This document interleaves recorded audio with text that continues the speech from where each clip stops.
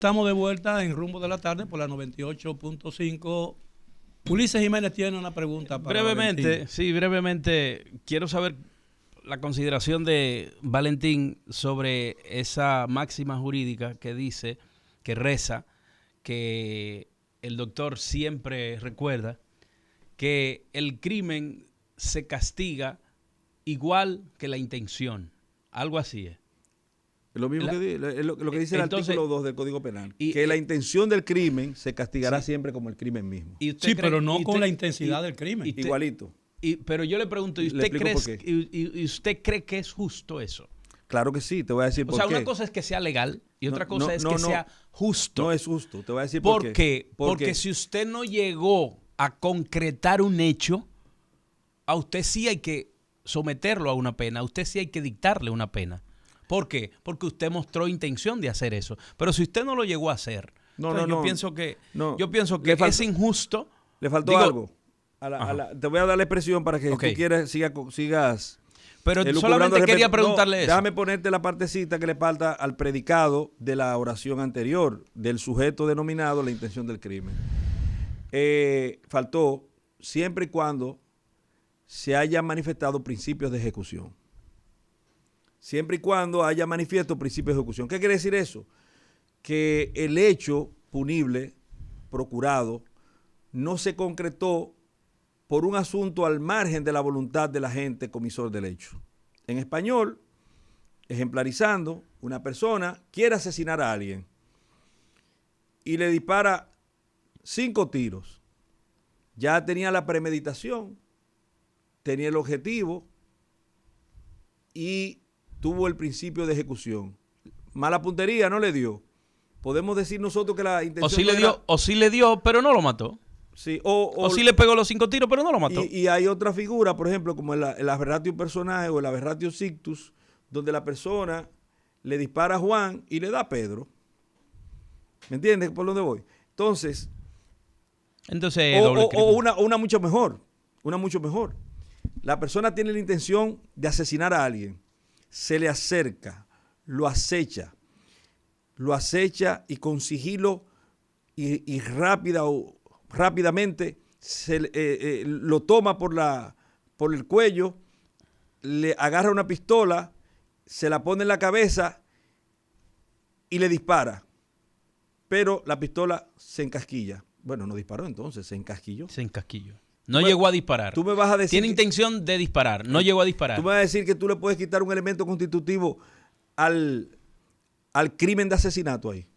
No, están todos los elementos constitutivos. No, bueno, no del están crimen. todos, porque no hay la concreción del hecho. No, espérate, la concreción del hecho no se dio por un asunto marginal a la voluntad de la gente. Pero en definitiva no se dio. Él tenía la intención de asesinar y esa intención, con el principio de ejecución, se castiga como el crimen mismo. Mira, yo quiero Son 30 años de reclusión mayor para la persona que acometa un hecho como ese. Si yo en algún momento me dedico a estudiar derecho, trabajaría fielmente para modificar ese artículo del Código Penal. Hacer una propuesta de modificación. No, lo haría yo, haría una propuesta. Más fácil lo haría como legislador. Mejor porque, que como abogado. Porque también tengo, para hacer la propuesta,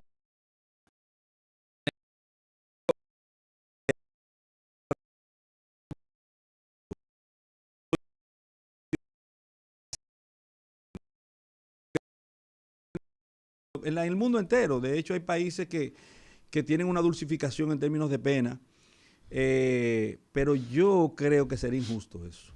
Sería incorrecto y es afectador del ser humano como tal, porque podía propender a un estadio situacional en que la persona se vea motivado a realizar los hechos y cuando no acometa los mismos, entonces, no te preocupes, yo vuelvo y lo repito, atiéndeme. Oye, ¿qué es lo que te quiero decir?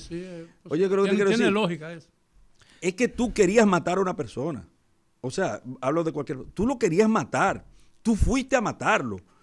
Tú agarraste el arma para matarlo. Tú entendías que el arma iba a funcionar. Por vía de consecuencia, tu intencionalidad, lo único que lo diferencia de la concreción del hecho es el mismo hecho de que una situación marginal a ti no pudo hacer que tú concretaras el hecho que tú procurabas. Mire, yo quiero tratar un tema que a mí me parece muy relevante. Me pasa a Don Miguel ahí. No, porque Sí. Gracias, doctor. Yo tengo muchas discrepancias con el doctor, sin ser abogado, sin pretender serlo, sin pretender corregirle, ni mucho menos enfrentarlo. Yo tengo serias, o sea, lo mío es muy contrario a lo que piensa usted me permite un segundo, don Miguel. Solamente quería plantearle yo eso. quiero aclararle algo, don Miguel, rápidamente. Rápido, lo más rápido que Para pueda. no debatir más el tema. Atiéndeme. Cuando yo daba clase, don Miguel, que no me gusta, yo le preguntaba a los estudiantes cuando yo llegaba, ¿cuál usted considera que es el delito más grave?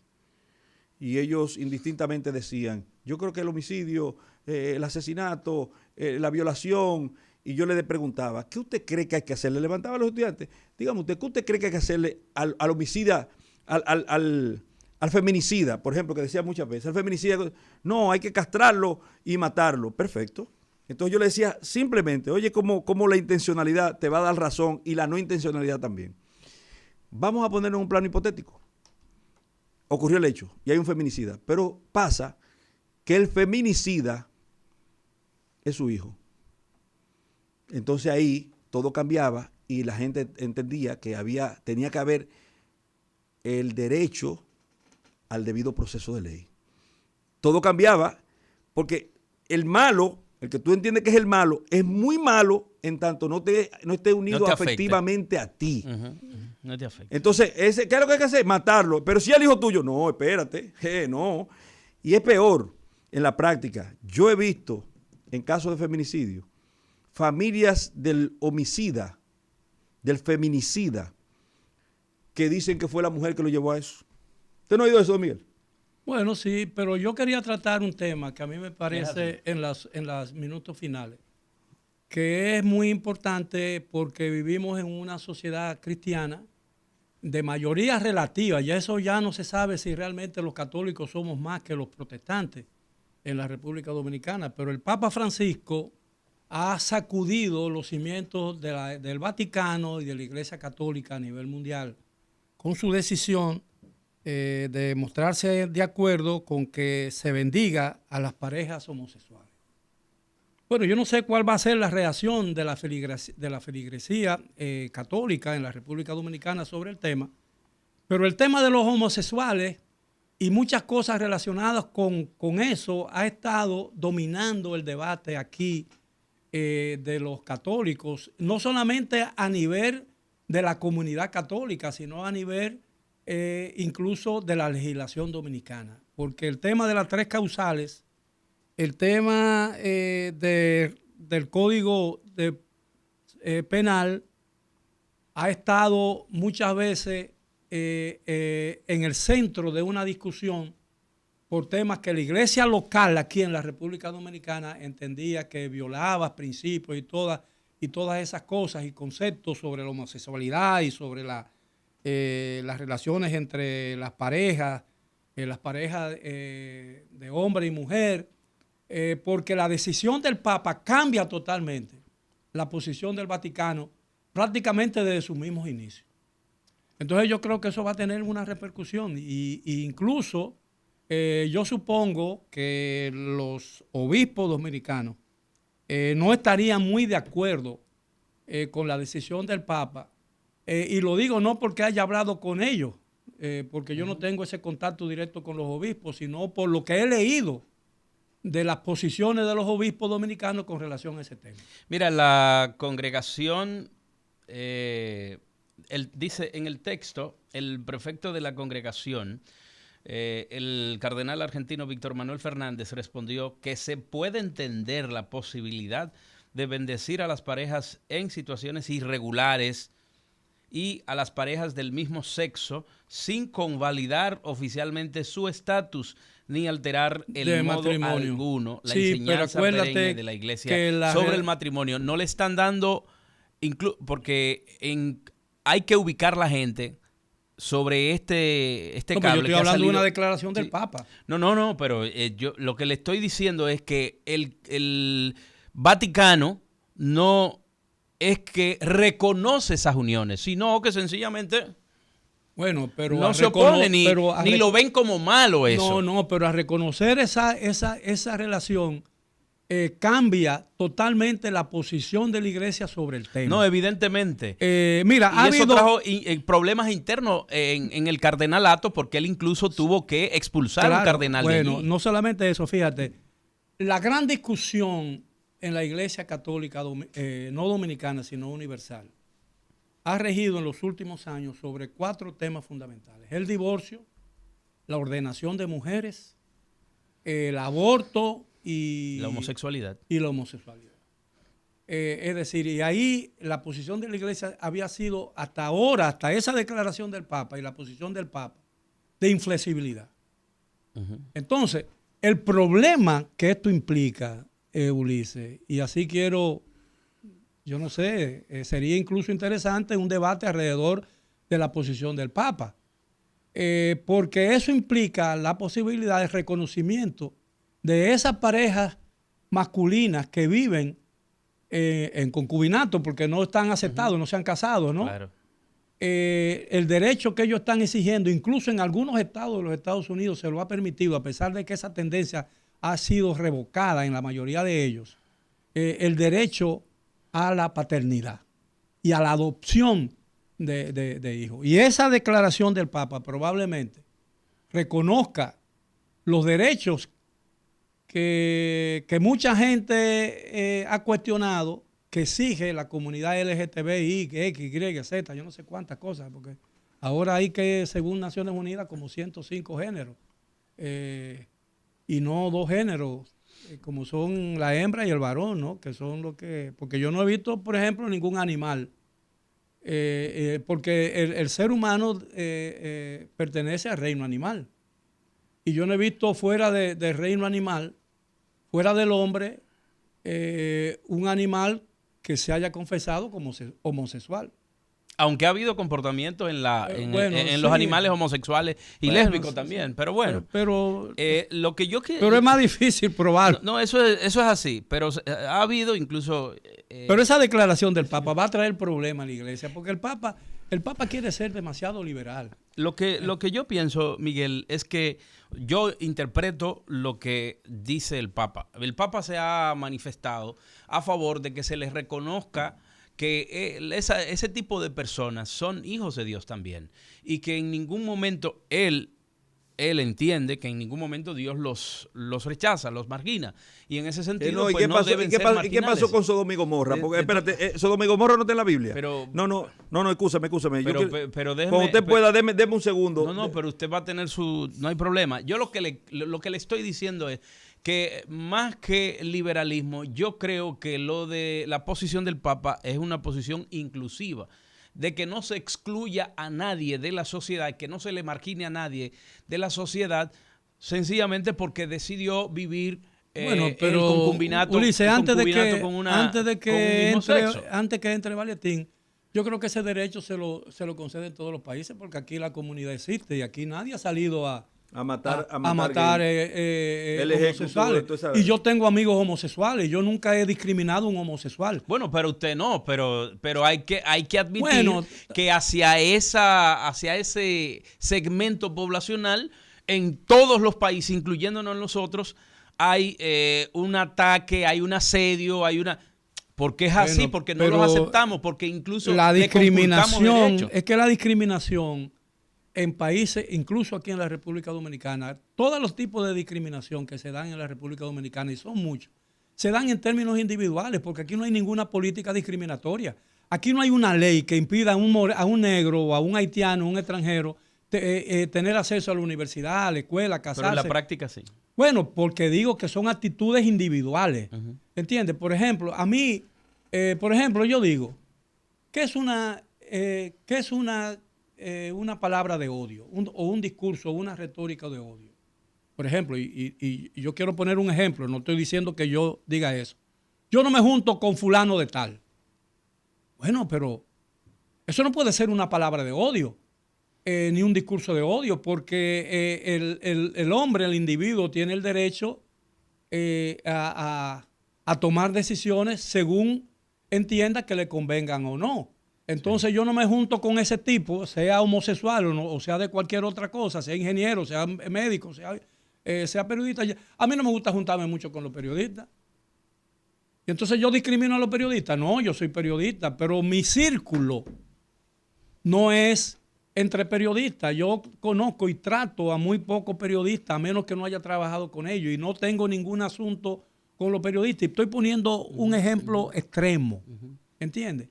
Es decir, todo el mundo tiene el libre albedrío, lo dio Dios, y el ser humano nació con él para decidir la cosa que quiere, que le conviene o no.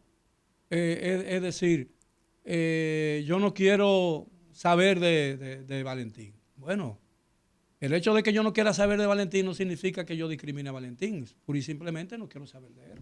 A mí no me gusta esa persona. ¿Tú crees que yo le simpatizo? Y es su derecho de que no le Sí, guste. no, exacto. ¿Tú crees que yo le simpatizo a mucha gente? No, yo no le simpatizo a todo el mundo. Al contrario, yo creo que yo le simpatizo. Por cada persona a quien yo le simpatizo, probablemente le resulta antipático a Zico. Entonces, bueno, pero cada gente que yo no puedo hacer que obligar a la gente a que me acepte como Por yo ser soy. miembro del Club de Vida de AFP Definitivamente. Popular, los Pero mejores días cuando para le dije disfrutar que de... para mí, o sea, lo que yo interpreto del Papa es una política inclusiva, es una política de respeto hacia el otro, más que querer llevar a la iglesia ese tipo de valores y ese tipo de comportamiento. Creo interpretar al Papa correctamente en ese sentido y evidentemente que sí, que eso va a traer discusiones muy agrias. Por eso yo dije al principio, dije yo al principio que esa posición del Papa iba a generar una discusión a nivel internacional sobre la posición de la iglesia, porque hay un cambio radical de la iglesia con relación al tema. No solamente de la iglesia, eso es como cuando un juez se aparta de la norma para afectar a un ciudadano en el ejercicio de sus derechos. Usted se puede apartar de la norma para afectar al Estado, como casi siempre el persiguiente, el afectador, el conculcador tradicional de los derechos fundamentales de la persona humana es el Estado. Entonces, el juez puede hacer lo que se llama una aplicación de la justicia diferenciada. Entonces, aquí el Papa, yo creo que el Papa se está yendo muy aceleradamente. Primero porque ahí en la norma, vamos a suponer que la Biblia es la norma. Yo por eso decía tutela judicial diferenciada. ¿Qué quiere decir? Se apartó de la norma. La norma dice, no se puede orinar de noche en el malecón. En el malecón, por ejemplo, ¿verdad? Esa es la norma. Y después te vio que el tipo tenía un problema urinario y dijo, espérate, aunque no se puede, hay una justificación. Y se aparta y tutela de forma diferenciada el derecho de esa persona. Y al conculcador tradicional, al leviatán, lo afecta con ese alejamiento de la norma. Entonces, la norma es la Biblia. Y la Biblia dice que el Señor fue a Sodoma y Gomorra. Porque en Sodoma y Gomorra estaban conviviendo mujeres con mujeres y hombres con hombres. Entonces, nos enseña la Biblia que hay un apartamiento desde el punto de vista del ejercicio de la condición de cristiano, que es un asunto opcional. Usted es cristiano porque usted quiere. Usted puede decir, en la Constitución de la República existe la libertad de culto. Entonces usted es cristiano porque usted quiere ser cristiano. Ahora, usted es homosexual y quiere ser cristiano. Usted no debe serlo. ¿Por qué? Porque en la ley de los cristianos, vamos a decir que la ley se constituye en los reglamentos. La misma base cristiana que es la Biblia lo condena. Entonces, el homosexualismo. Entonces, el Papa debió jugársela mejor. Porque nosotros tenemos una mente para pensar. Y eso es lo que es en esa mente reside lo que dijo Don Miguel, el libre albedrío. ¿Cuántos padres de la iglesia no han sido señalados por pedófilos? ¿Cuántos no han sido señalados por homosexuales? ¿Cuántos? Entonces, la menos llamada a producir un asunto como este es la Iglesia Católica. La menos llamada. Yo no tengo nada, como dijo Don Miguel, yo no tengo absolutamente nada con las personas que tienen una orientación sexual diferente, aunque ellos dicen que no es una orientación. No, pero además, déjame decirte algo, todos los cambios... Espérese, que yo no quiero que se quede la impresión, bajo ninguna circunstancia, que yo esté anatemizando a los homosexuales. No, espérese. Yo lo que quiero decir es lo siguiente. Te entendemos no hay perfectamente. por ejemplo, Ulises es PRMista, pero él no está obligado a hacerlo. Él lo hizo de forma volitiva. No, pero yo porque quiero... se permite aquí la libertad de asociación. ¿No es así? Pero fíjate, lo que yo quiero decir es que cuando yo digo que el Papa ha introducido un tema que rompe con la tradición de la Iglesia Católica, todos los grandes cambios que se han producido en la Iglesia, desde los tratados de Letrán de 1929, en el cual se convirtió, le dio derecho a la Iglesia Católica, reconoció el Vaticano como un Estado independiente, se han hecho a través de los concilios. Y eso es una decisión, eso es un decreto del Papa. Y un decreto del Papa no puede cambiar las reglas de la Iglesia. Eso va a traer problemas, te lo digo yo, eso va a traer problemas. O a lo mejor eso trae cosas importantísimas para la Iglesia. Yo no estoy criticando al Papa por eso. Eso es una decisión que el Papa tomó y la tomó. Pero yo creo que en este caso el Papa está tomando, se ha asumido una decisión que posiblemente encuentre mucha resistencia en el seno de la Iglesia. Y probablemente él, a través de un concilio, no lo iba a poder pasar, porque la Iglesia es conservadora en su mayoría. O sea, no es verdad que van a aceptar ese tipo de cosas. Pienso que el Papa ha decidido dejar una impronta personal de su papado, acogiendo a ese tipo de personas y diciendo que se le debe dar la bendición a ese tipo de gente. Yo no veo nada de malo que a esa gente sencillamente se le respete y se le deje todo el mundo está de acuerdo con eso. Y que se le considere como tal, o sea, con todos sus derechos. Ahora bien, yo lo que creo es que, va a entrar en un proceso que creo es que cuestionamiento. Lo único que se le critica aquí, por lo menos, y en el mundo, a la comunidad LGTBI, es el exhibicionismo. Porque cada quien hace con su cosa lo que le dé la gana. ¿Entiendes? Pero eso de estar exhibiéndose desnudo en la calle, lleno de máscaras y ese tipo de cosas, es ofensivo. Una pregunta. ¿Usted puede obligarme a mí a yo ir a juntarme, que no tiene nada de malo, pero solamente estoy poniendo un asunto que sea obligatorio, combinarme a mí a que yo vaya a una reunión de LGTBIQ y todas las letras? Así mismo pasa con el cristianismo. Ellos no están, óigame, el que quiera cumplir con el cristianismo, el que se entienda cristiano y quiera ir a la iglesia católica, tiene que aceptar las normas de la iglesia. Óigame, el Papa se equivocó. Bien, ha sido todo por hoy. Gracias por su atención. Los esperamos mañana para otro programa similar. Hasta entonces.